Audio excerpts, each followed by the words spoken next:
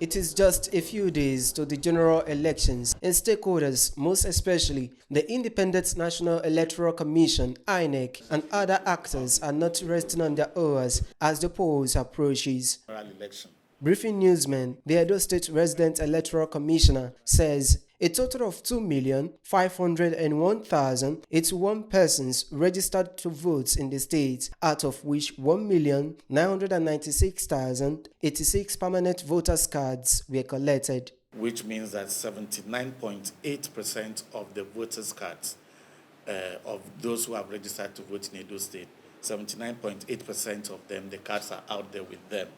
So if we were to have an election, we don't expect to have more than this number of persons as votes. We don't expect to have more votes than this in the election in Edo State. The number of uncollected permanent voters' cards is 504,993.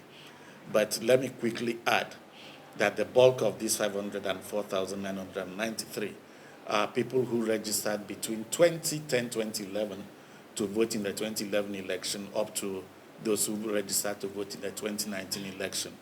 As a matter of fact, more than 399,000 of these 504,000 are from that era. So for those who registered in this last registration exercise, 2021 to 2022, quite a large number of them, I think more than about 75% of those cards have been collected. As you know, we had expanded the number of polling units across the country sometime in 2021, and the total number of polling units in Edo State is 4,519. However, going into this election, we tried to limit the number of voters in a polling unit to a manageable figure, so that on election day you don't have such a crowd in a polling unit. We discovered at some point that while some polling units had very large number of registered voters, other polling units had very few.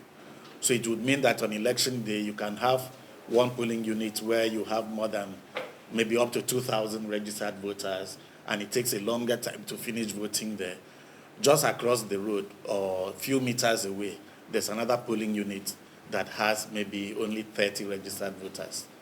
And we thought that we should find a way of evening this out so that people can be moved to nearby polling units to vote rather than where they were registered to vote. And this is what we called migration of voters. The Edo State INEC boss also speaks on the Commission's level of preparedness ahead of the general elections. Over the weekend, we finished the training of the supervisory presiding officers, that's the SPOs, and we've done the selection of those of them who would participate in the election as SPOs.